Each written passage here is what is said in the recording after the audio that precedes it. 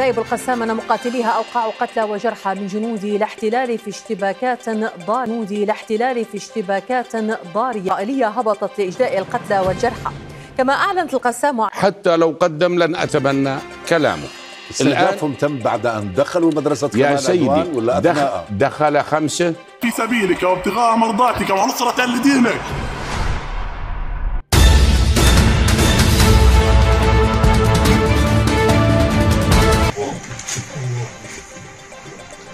that are required for the types of missiles that are on the list of embargoes against the country over the years. Moreover, the supersonic jet are nothing short of impressive.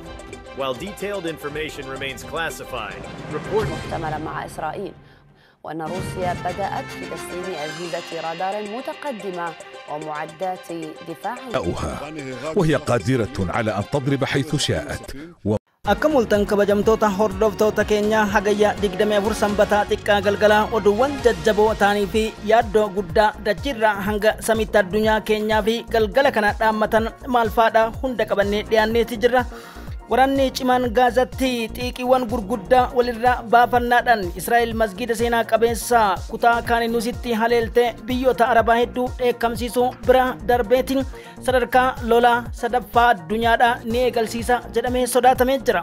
Loltoonni Israa'el kanneen 29 ta'anirraa ajjeefamuudha kanas ragaa qabannee dhiyaannee jirra. Israa'el sababa kana masgiida kana keessatti dhokataniiti kan haleellaa kana jetti iddoon masgiidni jiruu fi bakki loltoonni itti dhuman garagara ta'uu ammoo gargar baafatanii Hamaas ibsa baaseetii jira. Gama biraatiin Iraan milkiiwwan gurguddoo 4 milkooyitee addunyaan ajaa'ibutti jirti. Jeettiiwwan mootii jeettota jedhamanii beekaman F-35 Ameerikaadha. Iraan jeettiiwwan oomishiteetiin Raashiyaaf akkasumas Kooriyaa Kaabaaf Chaayinaan harka dhaanii jiran Supersonic jedhamuun beekama. Xiyyaara F-35 caaluudhaan gara 57 yookiin Su-57 Raashiyaatiin madaala jedhamee Ameerikaan galgala kana gabgaba sakat jettee jirti. Waraanni Tarkii fi Raashiyaa walii galuun akkasumas Tark neetoo keessaa bahuun odeessa keenya ijoo har'aati. Sooriyaa fi daangaa West Bank Raashiyaa fi Tarkiin seenuun dubbitti ijoo taatee jirti. Hawtiin har'a mul'ii Israa'eloota Gaaza isaan qaban hunda dhabanaasee jira. Jeettiiwwan gurguddoon lama basaasaa kanneen daangaa Sooriyaa cabsuun Iraanitti yeroo imalan rukutamuu mootummaan Iraan beeksise. Israa'el ammoo kanaaf gatii argattan jetteeti dhaadachuutti jirti.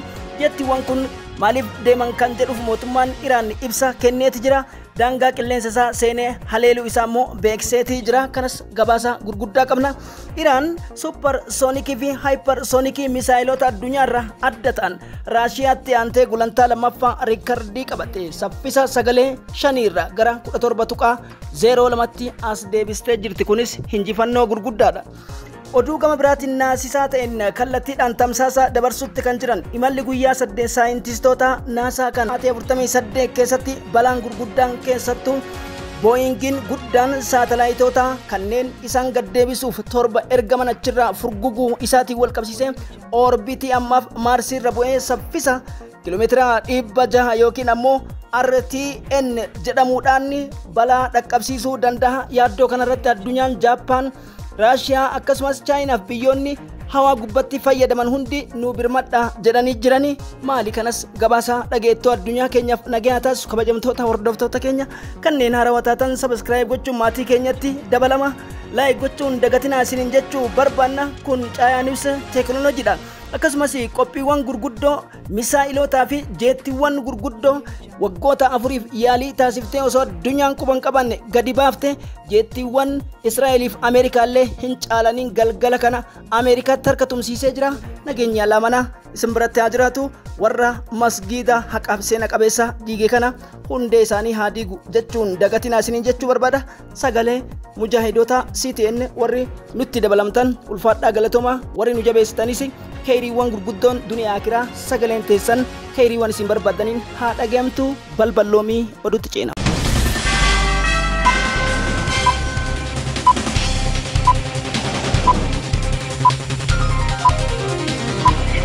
القسام أن مقاتليها أوقعوا قتلى وجرحى من جنود الاحتلال في اشتباكات. كما أعلنت القسام عن تمكن مقاتليها من قتل وجرح أفراد قوة إسرائيلية بعد استدراجهم إلى نفق مفخخ مسبقا وتفجيره. في جنود وآليات جيش الاحتلال في محاور القتال بحي تل السلطان غربي مدينة رفح في جنوب هذا الجيش الذي الله أكبر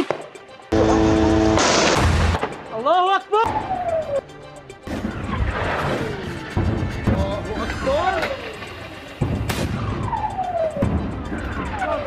الجليل الغربي اعترضت منظومات الدفاع الجوي عددا منها، بينما سقط عدد آخر في مواقع مختلفة بادى إلى اندلاع حرائق.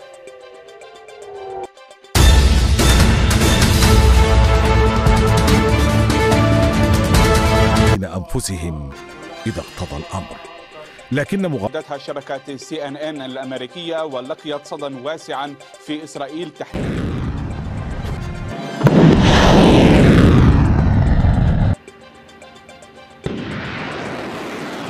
New supersonic jet are nothing short of impressive. While detailed information remains classified, reports suggest that the aircraft boasts advanced avionics, stealth capability.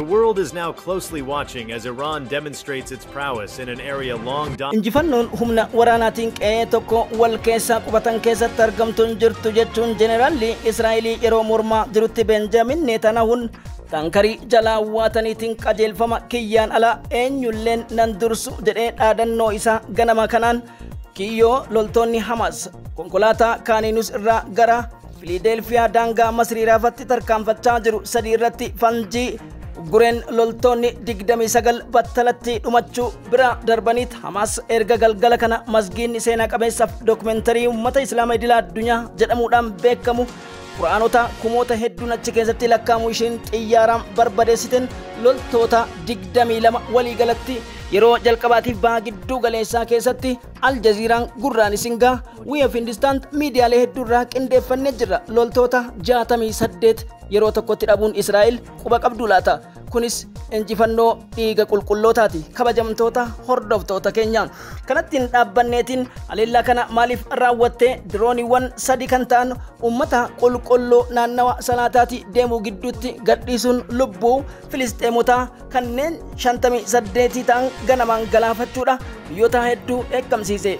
Waaree booda haleellaan isiin fudhatte kun Yahyaa Sinwaariif qondaaltota hedduu achi keessatti daahate jechuun iddoo waraanni yoomillee seenuun hin ayyamamnee fi akkasumas duris yoo taate sagadaan alatti hin seenamnee fi iddoowwan quubsuma waraanaatiin ala ta'uu kanneen ragaa bahan miidiyaalee idil addunyaatiif yeroo kennaa jiranitti kaayyoon waan kanaa inni guddaan waliigaltee Masrii irratti taa'amaa jiru gufachiisuu isaatii fi Hamas waliigaltee kanas dhaabuu isaa beeksisuu wal qabsiise Israa'el kan barbaaddu kana jedhameeti jira. Dhimma kana wal qabsiisee addunyaan yaaddoo seentee jirti.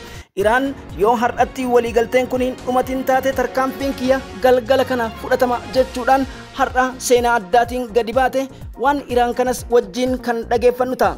Lolli kutaa Taal al-Alawaab al-Sultaan akkasumas Zaytuunitti yeroo ammaan kana deemaa jiraachuudha. Aljaziiraan gabaasee miidiyaa kana dhageeffannee walitti deebina. حتى لو قدم لن أتبنى كلامه. استهدافهم تم بعد أن دخلوا مدرسة يا سيدي ولا دخل 5 وتبعهم 2 فأصبحوا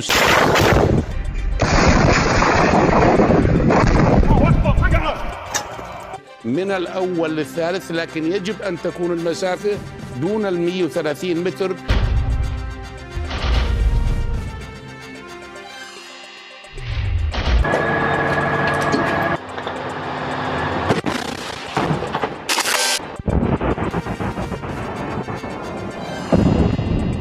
الله أكبر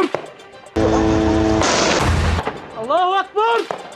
Bantoko keessatti daangaa Filadelfiyaa Masrii Gaazaa gidduu qubatte yoo kan baane taate lolli kennaa fi lolli Israa'el ifatti labsame jechuun gama biraatiin ammoo Turkiin guutumaan guututti gamtaa Awurooppaa keessaa ufaquuf Raashiyaa wajjin dhaabachuuf murteessuun isi ministeeronni biyyoota lameenii har'a waliin haasa'uu qofa osoo hin ta'in loltoota ISIS irratti kanneen hidhamtoota Raashiyaa ugguran tarkaanfii fudhachuudhaan tarkaanfii fudhachuu qofa osoo hin ta'in hojii opereeshinii paatroolii gurguddaa gaggeessuun haga West Bankiif Gaazatti loltoota isaanii qubsiisuudhaaf walii galuun Raif Tayyip Erdogaaf Vladimir Putin walii galuun dubbitti faallaa rarreetii jira.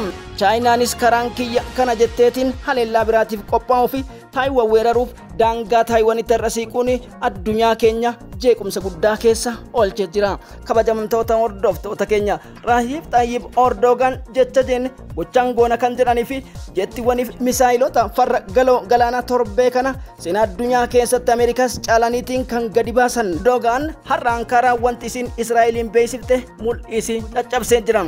Nuti waraana keenya Gaazatti kan bobbaafnuuf gaaffii gurguddaa mootummaan Filisxeem nu gaafate Mahmud Abbaas jechuun wabeeffachuudhaan erga Filisxeemonni gaafatanii mootummoonni gamtooman kan nuti barbaannu hin jiru jechuun inuma Raashiyaa wajjin baa giddu galeessaa to'achuudhaaf akka jirtu himuun haa ta'uutii dhaabbanni mootummoota gamtoomanii rakkoo kana babal'isuuf Ameerikaan ammas bulchiinsi Baayiden tarkaanfii fudhachuu dhabuun manni murtii xalayaa haarawaa abbootii seeraatiin baasee hojiirra oolchuu dhabuun rakkoo kana babal'ise jechuun yaaddoo gurguddaa uumeeti jira.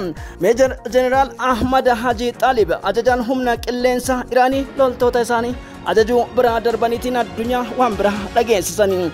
Saayintistoonni militarii Raashiyaa akkasumas kan Kooriyaa kibbaaf Chaayinaan har'a wanti Iraanii mirkaneessan Iraan haala qilleensa kamuu keessatti naannawa baha gidduu galeessas ta'e hanga Awurooppaatti xiyyaaronni hojii GPS mataa ifiitiin misaayilota kamuu miliquu danda'an tolfamuun seenaa ajaa'ibaa galmeessee jira. Xiyyaaronni kunniin yoo xiqqaatti tooniiwwan gurguddoo boombii xiyyaara F-50, 60 fi 35 Ameerikaa hunda caalaniitiin Su-57 kan Raashiyaatiin madaalamuun ajaa'iba. Dhibbuma kana shaakala gurguddaa guyyoota 3 kan taasisaa jirtu Iraan xiyyaarota Raashiyaa irraa bittee fi kennameen 35 ta'uu Associated Press kan gabaase amma immoo xiyyaarota 200 oraadha agarsiisa taasiftee jirti. Viidiyoo kanatti dhiyaadha. The supersonic jet's unveiling could influence the strategic doctrines of major sonic jet could serve as a catalyst for further changes, influencing the strategic calculations of various actors. This development of Iran's new supersonic jet has sent shockwaves around the globe, stirring discussions and speculations in defense circles and beyond. This significant out of Earth's orbit. The deorbit vehicle will help us lead the International Space Station project. Europe, Canada and Japan in minutes. But now it needs to be pulled out of the orbit. And based on what we've seen so far, will NASA want to see Boeing fly an additional test mission before it gets its certification, or might NASA change the... Directorri Bobbaa Qorannoo tajaajila ispeesiif qorannaa hawaa haala yeroodha. Saayintistoonni beekamoo ta'an guyyoota 8tiif imalan gara isaan buute erga dhabanii booda barbaacha torbee 3 booda argamuudhaaf rookettiiwwan yookiin booyingiin isaanii furgugee 4 gaddeebi'aa jiraachuun addunyaa irratti keessattuu dhiibbaa gurguddaa asteroidii fottoksuun wal qabsiise. Asteroidiin kun walakkeessa garba Hindii gaha jedhame saffisa kiiloomeetira maayilii kan 600 irratti, kana jechuun sa'aatiitti kanneen gara 1000 deemaa jira jedhame addunyaa irratti. Biyyoonni keessattuu naannoo orbiitii dachii irratti saayinsii waraanaatiif akkasumas diinagdee fi industirii fayyadaman hundi isaanii duula tumsuu akka qabanii fi yoo inni kun hin deebiin yoo xiqqaate walumaa galatti diiggaan dhaabbata naasaa akkasumas Starlink saatalaayitiin tajaajila dhaabuu akka danda'u abbaan qabeenya Starlinkiitis naasaa wajjin ibsa kennaniin gabaasanii sagalee hawaa gubbaadhaan kallattiidhaan kan gaafachuu jiranii fi haala qabatamaa amma jiruun hedduu yaaddessaa kan ta'ee fi fottoqni orbiitii kan asteroidii kun aduu dukkaneessuu akka danda'uu fi tarii kibba ree orbiitii ji'a kan tuqu yoo taate balaan biraa dhalachuu danda'a afaanuma isaaniirra dhageettan. Kabajamtoota hordoftoota keenya sa'aatii 51 fi sekondiiwwan 34 booda balaan uumamuu danda'a takka carroomuu dandeen yaaliiwwan 4 goone hin milkoofne haa ta'uutii hanga baatii 3 saayintistoonni kun akka turanii fi hagoo ta'ellee isaan baraaruu dandeenye jedhanis rakkoon guddaan addunyaa keenyatti dhufaa akka jiruu fi torbee 2 keessatti ammoo addunyaan yaaddoo biraa keessa seenti jechuun isaanii wal gaafachiisaa ta'e. Jeenfiriin akka jedhanitti qorannoo yaaliiwwan baatii 2 taasifneen orbitiiwwan kana keessatti rakkoowwan dulloomuu yookiin umrii dheerinna ispeesii hawaa kan naasaatiif akkasumas jila raashiyaatiif kanneen biyyoota adda addaa furgogni itti baayachuuf toorri orbitii biizii ta'uun wal qabsiisee gara kiiloomeetira 20,000 ol akka bal'ina dirree kubbaatti bal'isuu barbaada. Kana gochuuf ammoo wal gargaarsi barbaachisaadha. Humni kibba addeessaa yookiin orbitii naanniga dachiidha. Marsaa orbitii fi dhiibbaa aduu yookiin ammoo jijjiirama waqtii irratti fiduu waan danda'uuf qilleensi gubbaa jijjiiramuun ni yaachise balalliin ji'a 8tiif dhaabbachuu akka danda'u himuu isaanii maddeen First Post akkasumas Bloomberg gabaasanii jiran. And granted those are far below risk to crew, but if there are any additional disks at this point in bringing Starliner back uncrewed will help us lead the International Space Station project.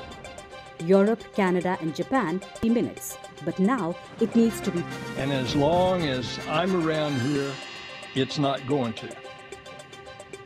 Thank you, Administrator. It will latch onto the